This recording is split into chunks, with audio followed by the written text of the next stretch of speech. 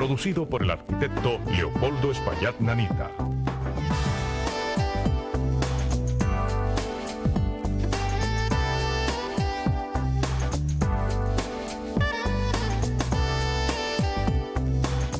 Saludos, pueblo dominicano. Hoy, viernes 15 de febrero del año 2002, les traemos otra edición de su programa Agenda Nacional, que les llega por este multimedio de Teleradio América, Canal 45 UHF, Canal 45 de varios sistemas de cable en el área metropolitana, del internet en hiz730.com y en tiempo real y desde luego a través de Radio HIZ, Broadcasting Nacional, en sus 730 kilociclos de amplitud modulada y que se transmite de lunes a viernes de 11 a 12 meridianos en esta emisora y se retransmite todas las noches de 12 a 1 de la madrugada por esta misma emisora. Les habla Leopoldo Espaillat Nanita y para llevar adelante este programa tenemos como siempre la ayuda y colaboración de nuestro amigo licenciado Roger Orlando Piña. Buenos días, Roger. Muy buenos días, Leopoldo. ¿Cómo terminó de irte el día de la amistad? Bien, bien. Y del amor. Sí. Reencuentro con algunos amigos y nos felicitamos mutuamente. Familias. Y ya tú sabes, pues. A nosotros nos entregaron. También. Perdón, nos entregaron tardíamente una invitación que era para el día de ayer, en la inauguración del primer club de jazz del Caribe. Tenía una nota de Marie Chanin, pero no lo pudimos pasar en nuestro programa. Les deseamos que les vaya bien, ¿no? Desde luego. Nuevas actividades. Tenemos pendiente dar una aclaración hoy con relación a la aplicación de la ley 241 sobre tránsito de vehículos y el asunto de las medidas y actuaciones de AMET que merecieron una especie de reprimenda del presidente de la República desde el lunes, en que salió el titular que dice: Hipólito le dice a Candelier tiene que controlarse y que a veces se va a los extremos. Lo que pasó subsiguientemente fue que los agentes de AMET parecieron estar entonces todos como en un compás de espera, esperando a ver si actuaban o no actuaban, y entonces se dio una el tránsito, ¿no? Se vio congestionado, quizás por casualidad o no, debido a que los agentes no parecían estar haciendo lo suyo. De todos modos, después de una entrevista que sale reseñada en la prensa, sale este nuevo titular. Dice: Mejía ordena a Candelier aplicar la ley sin privilegio. Y en la misma publicación, que es el listín, dice: Candelier advierte que en el tránsito no habrá privilegio. Y están mencionándose hay unos planes de mejoría y unas obras planteadas que queríamos comentar. Pero primero vamos a lo que dice la ley.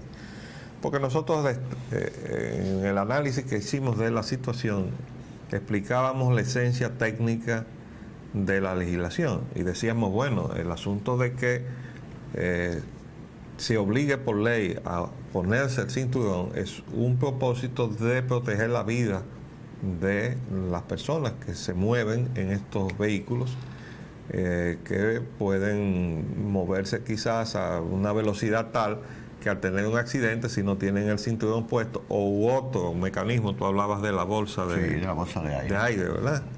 Que es un mecanismo que muy pocos vehículos tienen. Bueno, pero es para proteger la vida humana.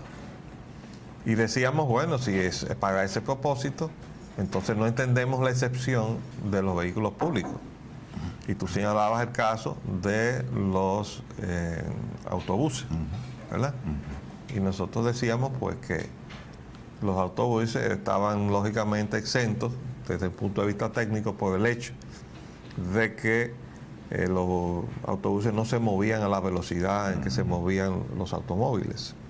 Y por tanto las consecuencias de un accidente no eran las mismas, a pesar de que cuando un autobús interurbano provoca un accidente en las autopistas generalmente hay una tragedia, igual que pasa con las patanas. Bueno, pero ¿qué dice la ley?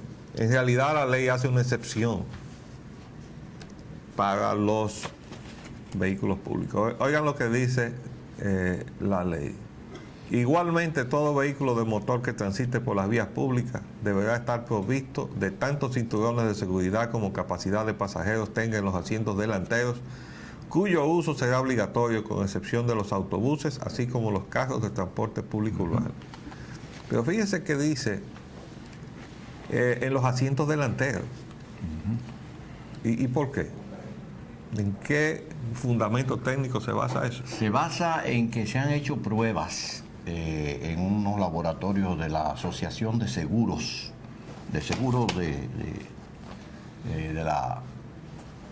de la cobertura de accidentes automotrices y de toda índole, y se han sometido muchos diferentes tipos de vehículos a la prueba de los impactos, y eso se ha visto aquí en televisión en algunos canales, para determinar cuál es el efecto a una misma velocidad que puede ocurrir con las diferentes marcas y tipos de vehículos que se construyen. Entonces, se ha visto, esto ha determinado con claridad que en donde se recibe el impacto mayor es en la parte delantera, excepto cuando el accidente ocurre de manera lateral. Pero como casi el 95% de los accidentes generalmente ocurren o totalmente de frente o parcialmente de frente. Es decir, el impacto, quienes mayormente lo asimilan son las personas que van en los asientos delanteros. Los que van en los asientos traseros, las pruebas dieron como resultado que los asientos de la parte delantera amortiguan el impacto de la fuerza. Eso es si tú no sales por encima del asiento y sales por el vidrio, ¿no? Pero primero tiene que salir el que está delante. No necesariamente. Bueno. No necesariamente, porque si tú ves que la mayor parte de los vehículos modernos, adelante solamente tienen 2 asientos. Entonces queda un hueco. Un espacio. ¿verdad? El que va sentado ahí en ese hueco, frente a ese hueco, es el que está en riesgo de salir. Puede salir volando por encima de esto, sobre todo si es un niño. Pero se supone que para ese caso, los que tienen 2 asientos adelante solamente tienen capacidad para 2. Yo no tengo la legislación norteamericana, pero sí te puedo decir, porque como tengo mi familia, una hija que vive en Estados Unidos, casada ya, tengo un nieto. Bueno, allá los niños están, se exige por legislación que tengan que tener están amarrados y los bebés tienen que estar en una provisión especial. Y aquí, por ejemplo, mis nietecitos, que son acabados de nacer, siempre en la parte atrás, pero en un sillón especial, también amarrado. Es decir, eso no es, la legislación nuestra no está como la norteamericana. Y entonces nosotros nos ponemos a inventar, porque yo creo que los que hacen las pruebas son ellos, no nosotros. No nosotros. Entonces, si ellos tienen alguna razón para exigir el sillón con su cinturón atrás, porque todos los vehículos vienen con el cinturón atrás también. Ahora comienzan a proveerse del cinturón en el asiento de atrás. Pero hace años que está viniendo el cinturón atrás. Está viniendo el cinturón atrás. Entonces, eso es una situación que habrá que yo trataré de conseguir la legislación de Estados Unidos, probablemente la consiga en el internet. Pero el asunto es el siguiente: si el propósito es proteger la vida del conductor y de las personas que estén delante, pero con más razón vale para un vehículo público, ¿cuál es la lógica? ¿A qué vehículo público te refieres? A los vehículos públicos. Aquí a los automóviles. ¿A transporte colectivo o a los automóviles? No. Fíjate, te acabo de leer la ley. Escucha. Los de aquí. Estoy hablando de aquí. Dice, será obligatorio con excepción de los autobuses, así como los carros de transporte público urbano. Sí. Entonces resulta que los carros de transporte público urbano, ni el conductor, ni el pasajero que va adelante, están protegidos del accidente. Asumiendo la lógica de los análisis que tú hiciste. Bueno, pues los 2 de adelante. Pero entonces estos 2 se pueden matar porque es un vehículo público. Entonces, eso es una cosa totalmente absurda. ¿Por qué? Porque si es un vehículo público, el interés del Estado debería estar más concentrado en proteger a los usuarios de los vehículos públicos o por lo menos tan importante la protección de la vida de los que usan los vehículos públicos como de los propietarios o usuarios de los vehículos privados. Pero no poner una obligación para proteger a los usuarios de los vehículos privados y entonces dejar por la libre a los vehículos o automóviles que nosotros tenemos, que por cierto ya decíamos que muy mal que manejan. Entonces esa es una situación contradictoria que queríamos... Sí, claro, es evidente porque es que el sistema de transporte público del país es un absurdo. Eso no existe en ningún lugar. Eso para empezar, y eso es lo que origina, lo que da lugar a que se cree esta situación tan anómala, tan extraordinaria.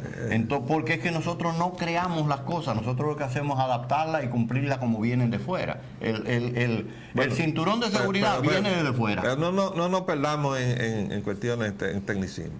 Lo que yo quisiera aquí enfatizar es el asunto de la aplicación y de las instrucciones del presidente y de cómo interpreta el general Candelier y todo su personal que debe ser la aplicación de estos conceptos, porque cuando el presidente comienza y dice, se le va la mano a veces, bueno, pues ¿qué es lo que está pasando?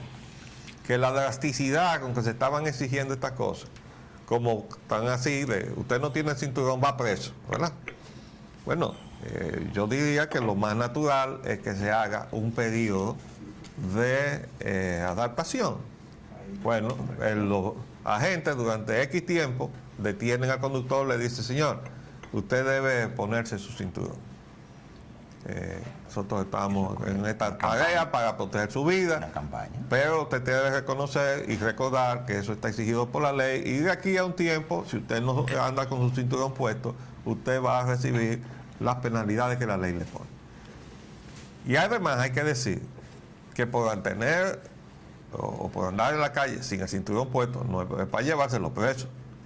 Usted le pone una multa, le pone una contravención para que después esa persona vaya al tribunal y pague su multa. De acuerdo con la ley, así que dice la ley. Pero nosotros caemos muy fácilmente en los atropellos y en los abusos. Y entonces, si las cosas no son claras, y yo tengo un amigo que fue militar toda su vida y ostentó los rangos más altos. Y me decía una vez, hay que tener mucho cuidado con la forma en que se dan las instrucciones a los subordinados. Porque el concepto cardinal de la carrera militar es la obediencia, la disciplina y la obediencia, ¿verdad? Entonces, cuando usted le da una orden a alguien que lo tiene que cumplir y no se la da a cabalidad, es decir, cubriendo todas las posibilidades, es muy probable que esté creando la situación para que surja un problema a la hora que ese vaya a aplicar lo que le acaban de decir y lo que él entendió que le habían dicho también, porque hay que ver que siempre en todo mensaje hay dos condicionantes, la condicionante de la capacidad del que emite el mensaje y la condicionante de la capacidad del que percibe el mensaje. Entonces hay dos limitaciones. Si el que emite el mensaje no lo hace con claridad, ya está condicionando el que se cumpla el propósito del mensaje.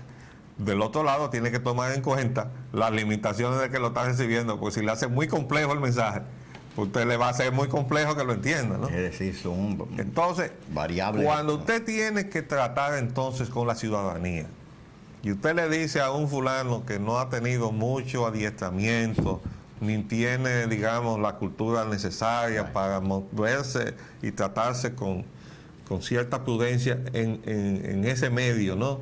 Es decir, cuando está hablando con el ciudadano, cuando usted viene a ver, están haciendo exabruptos. Ahí salió una fotografía de un agente de AMET que amenazó a un medio que lo estaba fotografiando y le dijo, si tú me tomas esa fotografía te voy a bañar en tu sangre. Ahí está en la prensa de ayer o en la de antier. Y ese es el trato de un agente de AMET con ese es un periodista, porque lo apuntó con su cámara. Entonces eso es lo que nosotros tenemos que tener cuidado, y el general Candelier primero que nadie, porque tiene que tener primero el control de su gente y hasta dónde esa gente está adiestrada y tiene instrucciones de actuar con corrección y con cortesía frente al ciudadano, Porque hay gente que creen que el que es civil no es gente. ¿Eh? Y está hablando un hijo de militares, que pasé por esa experiencia. Yo le quiero contar esto, mire. Siendo yo un muchachoncito, estaba todavía en los primeros años de la escuela normal. Teníamos el Club Montañés, que era una especie del club de Boy Scouts. Y entonces hacíamos excursiones. Y nuestro guía era Gustavo Vice Delgado. Ese fue mi maestro en la escuela normal, pero también era nuestro guía para este tipo de actividades. Y salíamos a hacer excursión. En una oportunidad fuimos a Villa Mella, a la finca, a ver unas cuevas. Íbamos a almorzar en la finca de la familia Cabral Bermúdez, donde Chepe. Y estando allí, mi padre, que era mayor del ejército, cuerpo médico, llamó al puesto militar de Villa Mella para saber de nosotros. Claro, quería saber de mí. Y mandó al encargado de puesto a que fuera a la finca, que estaba muy próxima del pueblo, a preguntar que cómo estábamos todos. Bueno, el señor que llegó allí preguntó mi nombre. Cuando yo le dije, soy yo, Ya. me dijo, venga conmigo. Digo, permítame, que el mayor llamó. Digo, permítame que estoy terminando de comer. No, usted va conmigo o me lo llevo arrastrado por los moños. Así mismo, ¿eh? Y yo me pregunté, pero esa sería una orden de mi papá. Eso no es verdad. Y yo le dije, no, pues yo voy a terminar de comer, o si no, lléveme arrastrado por los moños. Y ahí el hombre se paró, ¿verdad? Parece que él como que pensó mejor, ¿no? Digo, a mí no me han dado esta orden, yo me lo inventé y ahora me puedo meter en rojo. Y efectivamente, o sea, ni me arrastró ni nada, y yo fui y me comuniqué con mi padre y lógicamente lo que quería saber que estábamos bien. ¿Cómo le iba a ordenar a ese estúpido que me llevara arrastrado por los moños para llamarlo, verdad? Bueno, en eso es que tienen que cuidarse los jefes militares, ¿verdad? Y tiene que cuidarse el general Candelier, porque ese individuo que salió en el periódico retratado diciendo que le iba a bañar en sangre al periodista si le tomaba las fotografías, como ese hay muchos, desgraciadamente. Entonces hay que quitarles el uniforme, porque no están aptos para la función que la ciudadanía espera y requiere de esos cuerpos. Porque ahora resulta que tenemos dos jefes de policía, Roger. Sí. Tenemos el jefe de policía y el jefe de policía de tránsito. Porque Claro. le quitaron el tránsito a la policía, Y se lo pusieron a Ahmed, y ahora sacaron a Candelier de la policía y lo han puesto de jefe de la policía de tránsito. Pero ¿qué pasa? Vamos a ver hasta dónde llega el entendimiento de él, de las funciones que ahora tiene. Porque ese es otro problema. Ahora parece que el jefe de Ahmed es Autoridad Metropolitana de Transporte. Y como hemos explicado más de una vez, arrancó mal desde que estaba Hanley Herman ahí, que fue su creador, Las distorsiones. confundiendo transporte y tránsito. Entonces crearon una policía que se suponía que iba a manejar más bien la parte de los corredores, por donde se iban a mover las unidades de transporte colectivo, o sea, los ómnibus, las guaguas. Pero eso se extendió, es decir, ya había una dualidad, porque entonces estaban los policías, que además estaban mejor seleccionados, correctamente vestidos, bueno, se le inventaron una cosa ahí, ¿no? Pero estaban mejor equipados y mucho mejor pagados que los otros. Y además se hacía evidente en su conducta frente a la ciudadanía de que no estaban en el picoteo en que estaban los otros. Y eso le ganó una reputación de idoneidad al cuerpo policial de Ahmed. Pero de estar manejando los corredores, terminaron manejando las intersecciones, ¿verdad? ¿Por qué? Porque los corredores tenían intersección también con el resto de las vías, como es natural. Un corredor por donde van los ómnibus tiene que pasar muchísimos cruces. Entonces allí estaban los policías de Ahmed también. Terminaron manejando todas las intersecciones. Entonces había una dualidad. Llegaron a juntarse en una esquina agentes de Ahmed y agentes de la policía de tránsito. ¿Cuál fue la solución que cogieron todo el departamento de tránsito? que está por ley en la policía, y se lo pasaron a Ahmed, en lugar de hacer lo contrario. Incluso cuando el que organizó la policía de Ahmed, que fue el general Candelier, pasó a ser jefe de la policía, la solución hubiera sido que pasaran todo el cuerpo de policía que él organizó en Ahmed a la policía, que dieran de baja a todos los picoteadores que tenía ahí el Departamento de Tránsito, y aprovechar el nuevo material humano que se había reclutado para hacerlo de acuerdo con la ley. ¿Ustedes saben por qué? Porque la policía tiene fe pública de acuerdo con su ley orgánica, que quiere decir que cuando un policía actúa, se asume que esa es la verdad de lo que aconteció. Y hay un accidente, se oye al policía, ¿qué fue lo que pasó ahí? Los demás son partes encontradas, ¿verdad? Sí. Intereses encontrados. Y AMET está creado por decreto, no por ley. Y no que tiene, no le da esa capacidad jurídica. Esa fe pública. Exactamente. Y entonces todo eso va socavando la forma en que debe actuar un agente de tránsito en el momento en que tiene que ir a un tribunal o ir a actuar frente a un accidente y establecer responsabilidades. Bueno, yo también he pasado, y me perdonan que dé testimonios personales, pero son los que he vivido yo, ¿no? En que un agente presenciando un accidente donde un taxi chocó mi vehículo, a la hora de declarar en la policía, dijo que él no tenía que tomar parte a favor de nadie. Yo no dije, pero no es que usted tome parte a favor de nadie, sino que diga lo que usted vio. Y él se inhibió, él dijo que no. Quiere decir que ¿para qué tenía fe pública? Entonces, ese es el problema. Que hemos venido enredándolo todo. Hemos dejado caer el cuerpo que tenía la calidad legal para actuar a un nivel de corrupción tal que ya se constituye en un problema. Y del otro lado creamos otro que ahora aparentemente ya ha venido a parar a un nivel también indeseable, como lo da el testimonio de esa crónica ¿cómo se llama? Gráfica que salió en la prensa de ayer. Entonces tenemos ahí una situación que tiene que saberse manejar. Vamos a hacer un paréntesis y volvemos con el tema de hoy.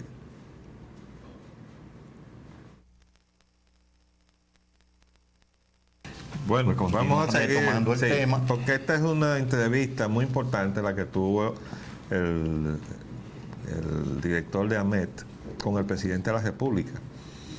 Y al salir del encuentro, él ha dado unas declaraciones que son preocupantes. ¿Por qué? Bueno, él habla aquí de planes de mejoría. Dice, el mandatario y el director del organismo rector del tránsito analizaron varios proyectos para descongestionar la circulación de vehículos en la capital. Esa es una. Y otra, obras planteadas. Ya fuimos a pagar a obras. El alto oficial sugirió al jefe del Estado la construcción de varias terminales de autobuses y destacó la necesidad de que haya más túneles y elevados. Bueno, debo decir que él, viniendo de la organización del transporte, puede indicar la necesidad de que no se permita que esas guaguas voladoras, que quiere decir guaguas que no cumplen con ninguna norma de buena conducción en las vías públicas, penetren al ámbito urbano para traer el desorden que se les permite en las vías interurbanas al centro de la ciudad, ocasionando muchísimos conflictos y accidentes. Entonces, la idea es que los vehículos de transporte interurbano hagan enlace desde el interior hacia terminales que estén en la periferia del ámbito de la ciudad capital. Y ahí se transborde el cúmulo de pasajeros a su destino en los vehículos del sistema urbano, más controlado, con mucho menos posibilidades de accidentes para todo el mundo, ¿no? Y no permitir esa anarquía que introducen el comportamiento, porque como hemos repetido, la anarquía está aquí, en la cabeza, de los conductores. Entonces, esos conductores de vehículos que vienen del interior, cuando los dejan penetrar la ciudad, traen su inconducta del ámbito interurbano al centro de la capital de la República por sus principales vías públicas. Entonces, yo estoy de acuerdo con la propuesta del general Candelier y me voy en fin, no voy a entrar en muchos detalles con relación a esa iniciativa, porque fin, ya la habíamos mencionado en otra oportunidad. Pero bueno, estamos de acuerdo con que él plantee esa necesidad. Eso no quiere decir que él va a construir eso, ni que él va A decidir a decidir a dónde, porque incluso estaban buscando ya lugares. en qué calles se No, iban a eso no poner. es Y aquí hay, cuestión de- es un estudio. y aquí hay Tú sabes unas mejor que yo. menciones de vías que yo no le encuentro ningún sentido a las que él está mencionando, porque para que cumpla el propósito de ser una terminal tiene que estar en la periferia del ámbito urbano, En las afueras. para no dejar entrar a esos vehículos al ámbito urbano. Y entonces tener una red ya preparada para distribuir en todo el ámbito de la ciudad capital a esos pasajeros con sus respectivas cargas de equipaje, etcétera. Pero bueno, dice aquí, el jefe de la policía indicó que dichas terminales se construirían en avenidas donde se producen grandes congestionamientos vehiculares, como la Duarte. Ahí es donde menos. Pero ¿y cómo van a poner una terminal en la Duarte? Ahí Porque es donde menos. Las Américas. Menos todavía. No, las Américas sí, porque las Américas Pero del lado norte. Pero las Américas ¿hasta dónde? Bueno. ¿Verdad? Las ¿Hasta consideraciones dónde? que... La terminal es, bueno, las Américas es en toda la... Isabelita la puedes poner. Bueno, a todo lo largo de las Américas hay muchísimos sitios donde ponerlo, pero hay que buscar el sitio. Mella, pero esa es la otra, la que va para San Pedro de Macorís. Y Máximo Gómez, bueno, Máximo Gómez para el norte. ¿Pero a dónde? ¿En qué sitio? Más allá de Villamella, ¿de dónde? La Máximo Gómez. Entonces, está improvisando criterios. Y dice, y sigue diciendo, entre otras, o sea que hay más terminales. Indicó que el flujo de vehículos que vienen del interior de la capital es muy grande, sobre todo los autobuses. El desorden que se forma en sitios como en el Parque Enriquillo es enorme, al igual que la contaminación. Es por eso que con este proyecto los autobuses que vienen del interior irán directo hacia esa terminal y a su regreso lo harán por la misma vía. Al ser cuestionado sobre qué costo tenían esas terminales, Candelier dijo que son precios diversos según cada caso. No puedo dar ahora una cifra exacta, pues tras aprobarlo el presidente, lo envió a la oficina supervisora de obra, ok, ese es correcto, para que los técnicos los revisen y den su evaluación del número completo de terminales que ellos recomienden que se construyan. Ahora, esa no es la oficina para eso, porque es que la oficina supervisora de obra no tiene calidad técnica para estar emitiendo juicios sobre este tipo de cosas. Ahí lo que son expertos ellos en dar contratos grado a grado, eso es lo que ellos saben. Pero no lo pongan en esta... Ahí, en una de las obras que tienen ellos a su cargo, le están poniendo nada menos que una estación de gasolina ahí en la Avenida de las Américas. Y el señor Hernani Salazar no ha dado una explicación satisfactoria de cómo es posible que está bajo la supervisión de su oficina se haya permitido un proyecto como ese. Entonces él habló de conciliar intereses, o no sé, ¿de qué intereses me está hablando? ¿De qué interesa? Entonces no es posible eso. Entonces, sigue diciendo el general Candelier, ellos serán los encargados de cuantificar, agregar o quitar, harán el estudio final. Ahí es que se podría entonces hablar de cifras y también de cuándo se empezarán a construir. Pues ya el presidente lo aprobó y él tiene una decisión muy firme para solucionar esta problemática. Contamos con todos los apoyos. Nosotros respaldamos esa iniciativa, pero queremos decir que ese no es el sitio ni en la oficina donde existe la capacidad técnica para bregar con ese asunto. Además de que no pueden prescindir de la opinión del ayuntamiento de la capital de la República. Porque si se va a respetar el Estado de Derecho, el gobierno de la municipalidad es el gobierno de esa área. Ahora ya tenemos varias. ¿De cuál municipalidad? Bueno, fíjese que no dije distrito. Bueno. Yo me cuido mucho. Porque como desmembraron el distrito, ya no hay distrito. El distrito es un distritico, es un pedacito de la capital. Pero yo dije la municipalidad. Sí. Porque hay 5 municipalidades ahora. Vamos a ver cómo eso se pone de acuerdo. Entonces, pero oigan esto. Proyectos. Dice, Candelier explicó también que hay un segundo proyecto que aún no ha presentado al presidente Mejía, pero que los técnicos tendrán listo en corto tiempo para poder mejorar el flujo vehicular en dirección norte-sur de la ciudad capital. Ustedes no se han fijado que de este a oeste y viceversa el tránsito vehicular ha mejorado, pero de norte a sur no ha sido así. Bueno, general, ha mejorado porque han metido una autopista en el medio de la ciudad y entonces se está llevando a los peatones de encuentro. Claro que ha mejorado, ¿no? Pero se ha mejorado para los habitantes de la ciudad capital que no tienen vehículos. Dice el general, es porque hay que construir más túneles y más elevados. Es decir, ya el general es experto en urbanismo. No, general, usted va mal por ahí.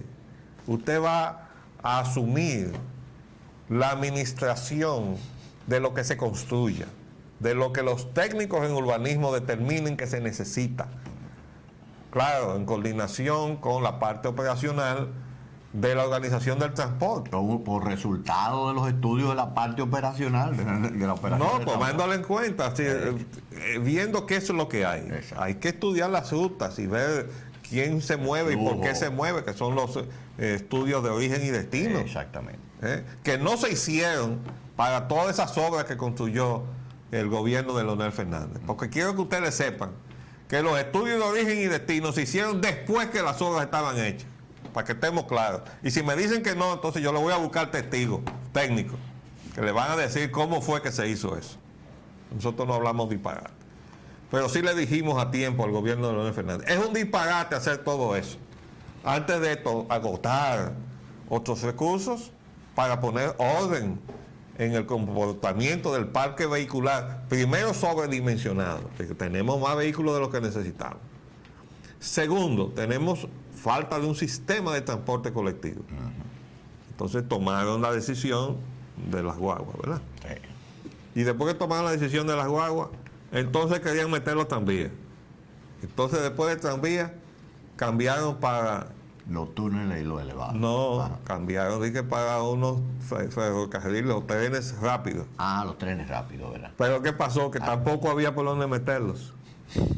Porque habían utilizado las vías por donde se podían pasar, de tal manera que ahora no se pueden utilizar No para... hicieron el estudio previo. No, es que estaban... No planificaron, ¿no? Se lanzaron a hacer las A hacer cosas. disparates. Entonces no podemos seguir en ese camino. General Candelier, ese no es el camino. Entonces dice aquí, citó el caso de la Tiradentes, donde hay que romper para que el tránsito pueda continuar hasta el malecón. Pero general, ¿cómo usted va a meterle a... y estoy asumiendo esa idea, coger la Tiradentes y prolongarla hacia el sur, cortando la Universidad Autónoma de Santo Domingo y llegando hasta la avenida George Washington? Ese es un proyecto semejante, disparatadamente hablando, al de prolongar la Ortega y Gasset hacia el sur, atravesando medio Gascue, llevándose de encuentro muchísimos edificios nuevos que acaban de hacer, y sobre todo pensando en alguna estructura elevada para pasarle por encima, Así es. con la menor perturbación posible a todo el amplio sector de Gascue, por donde pasaría la prolongación de la Ortega y Gasset para poder llegar a la avenida George Washington. Pero la pregunta es la siguiente, Roger. ¿Para qué ni el entronque de la Ortega y Gasset, que fue una idea disparatada del ayuntamiento, ni el entronque de la Tiradentes hacia el sur, que es el que está planteando el general Candelier, resuelven nada? Porque la George Washington es una vía sobresaturada. ¿Cómo usted le va a inyectar más vehículos? A lo mejor por esa vía se puede entonces viabilizar de manera más razonable el que le construya un segundo piso a la George Washington. No, usted se ríe. Usted sabe Bueno, que no, así, pero yo sé. que las cosas se hacen con una intención ulterior para justificar la acción que se va a tomar en definitiva. Sí, pero Por esa- mira, yo entiendo, tú le llamas segundo piso y eso se llama viaducto. Ajá, Sí. sí. Es coger a todo lo largo de la George Washington y hacer un elevado, ¿verdad? Ahora, usted va a tomar la avenida de paseo atlántico, marítimo, el disfrute del litoral que ven los turistas y a donde se han construido muchísimos hoteles, porque precisamente se trata de una avenida del litoral embellecida con las palmeras y todo aquello. Y le va a meter un elevado para acabar de liquidar eso, como pasó cuando hicieron la 27. Bueno, pues eso sería seguir haciendo más estupideces en materia de desarrollo urbano, ¿verdad? Bueno, pues vamos a ver. Dice aquí,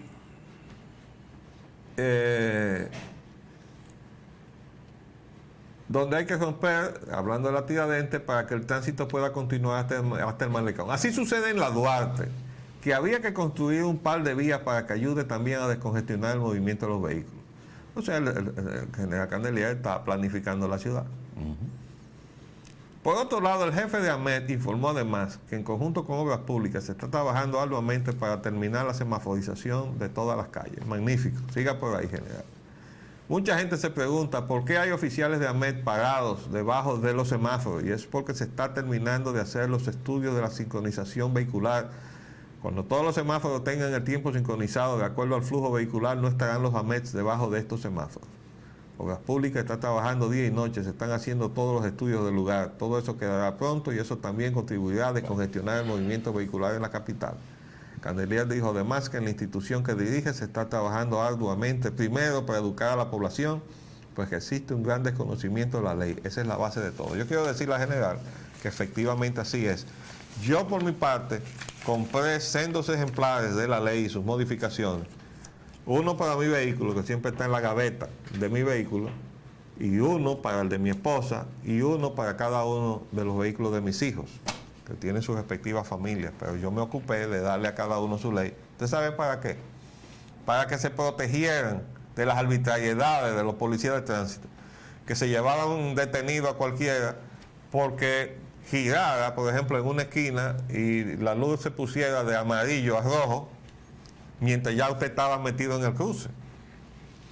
Bueno, pero ¿en cuál es la violación a eso? ¿Qué culpa tiene usted de que si la ley dice que si a usted le toma el cambio de luz a amarillo bajo el semáforo, usted debe seguir con precaución, dice la ley? Ah, no, pero venían los picoteadores de tránsito a amenazar. A mí me pagó uno y me dijo, no, vamos para la policía. Yo digo, vamos para la policía.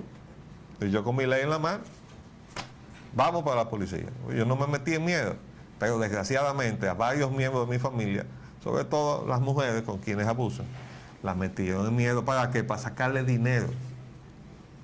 Entonces todo eso se tiene que acabar. Eso es lo que la ciudadanía espera, necesita, requiere.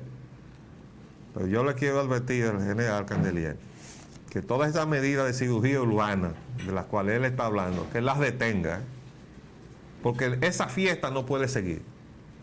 La fiesta de disparate hay que detenerla. Los ciudadanos tenemos que ponernos en pie en contra de todo eso. Desde luego, lo primero que tenemos que hacer es deshacer el disparate que salió de la Comisión de Reforma del Estado, el CONARE, dirigido por el eminente psiquiatra doctor Tiso Mejía Ricard, con el desmembramiento de la ciudad capital, desmembramiento inconstitucional de la capital de la República, para convertir entonces al Distrito Nacional en un pedazo de la capital de la República. Hay megaproyectos y hay mega disparates. Pero hay también mega comisiones con los megaproyectos, ¿eh? No se te olvide eso. Sí. La UAS. Bueno. Hoy viernes hay elecciones en la UAS, arquitecto. Yo nada más Van a quería elegir decir, rector. entre todos los aspirantes a rector, hay un señor economista que desde que soplaron los vientos de los modelos neoliberales en este país, se montó en ese caballo, ¿verdad? Y no se ha apiado de él. Es decir, que mantuvo a la UAS en retranca, en lugar de tenerla defendiendo los intereses de la República y de los ciudadanos dominicanos, frente a esa Embestida. esa embestida transnacional que venía del exterior, de todas partes del mundo, del gran capital. Bueno, ellos se montaron ahí para a modernizar a la UAS, de modo que quería hacer ese comentario. La tasa de cambio. La tasa de cambio sigue 18.38 y 17.80. Ahora Mucho sentido así de la efecto. pusieron bien. ¿Tú sabes cómo está la última remesa, los 50 millones? A 17,55. A eso fue que le introducieron, Sí. a esa tasa. A esa tasa. Bueno, no puede bajar. Entonces, Ahí sí es el efecto. eso da directo. 18,38. 18.38. ¿Verdad? Si usted le suma el 4,75%, eso es a través de los bancos. Y como la mayor parte de esos recursos se fue a través de los bancos, Entonces, ¿qué pasa? Que hay sectores que sí estaban de acuerdo con esa tasa, porque ellos lo necesitaban para sacar sus capitales, y aceptaron eso. Eso fue exactamente lo que nosotros dijimos aquí. Que esas tasas se estaban poniendo no para bajarla, sino para dotar a los capitales que necesitaban convertirse de pesos a dólares, de los dólares a una tasa que ellos aceptaron, y esos capitales aceptaron esa tasa.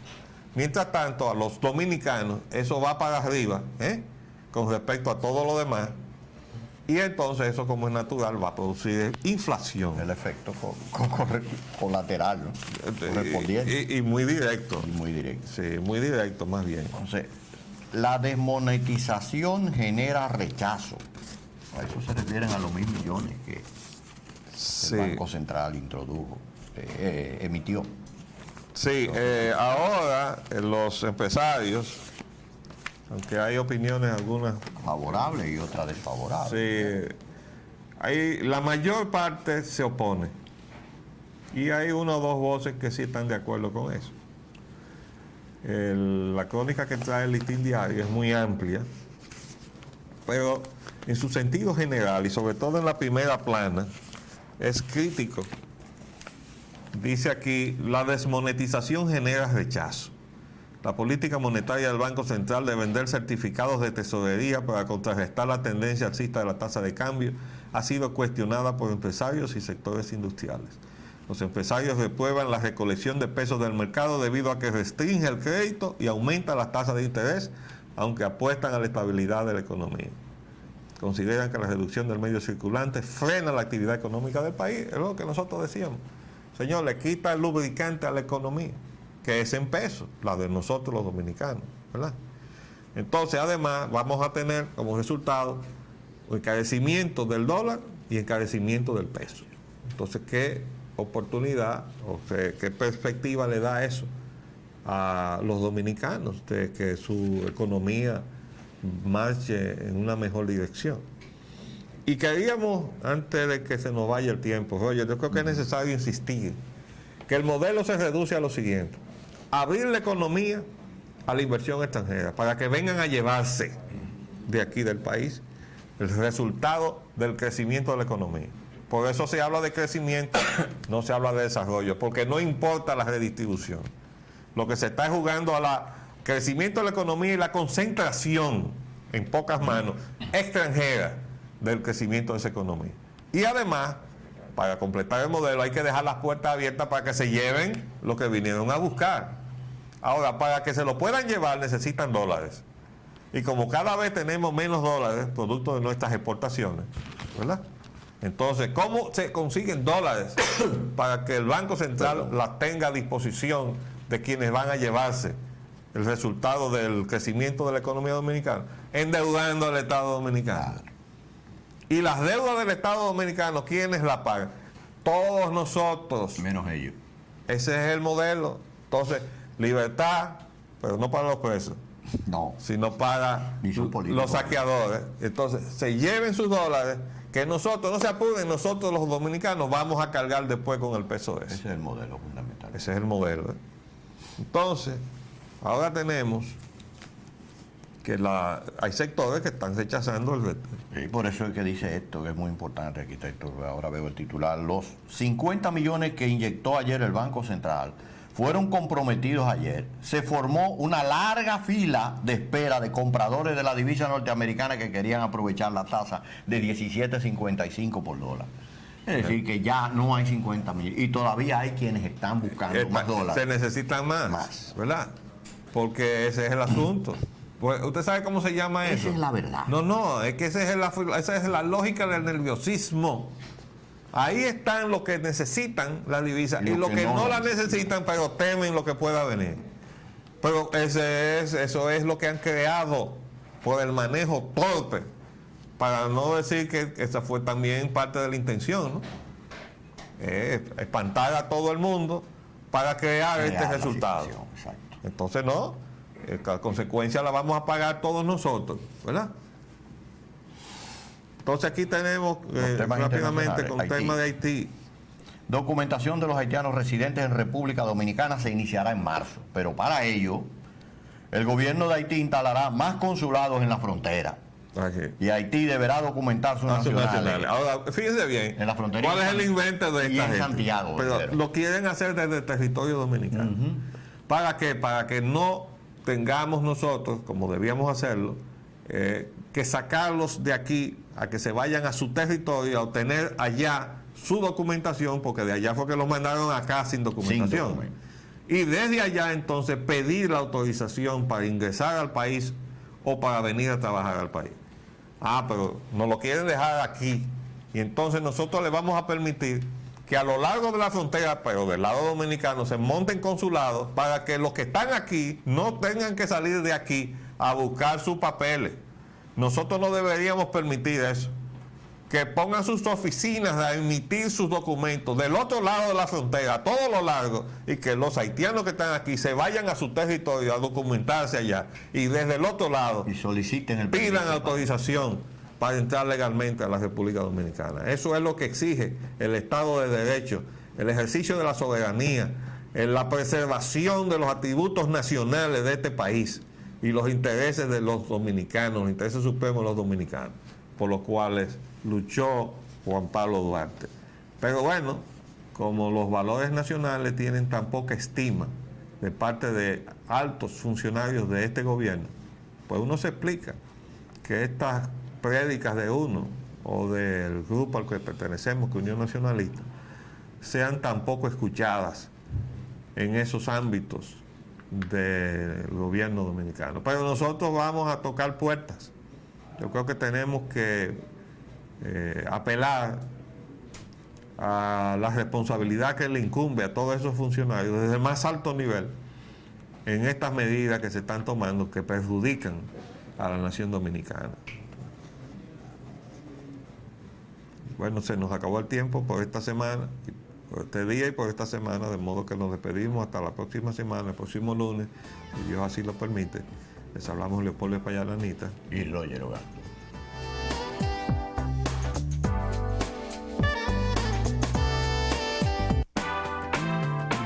De lunes a viernes, de 11 a 12 meridiano, Agenda Nacional por Multimedio, Teleradio América, 7 medios.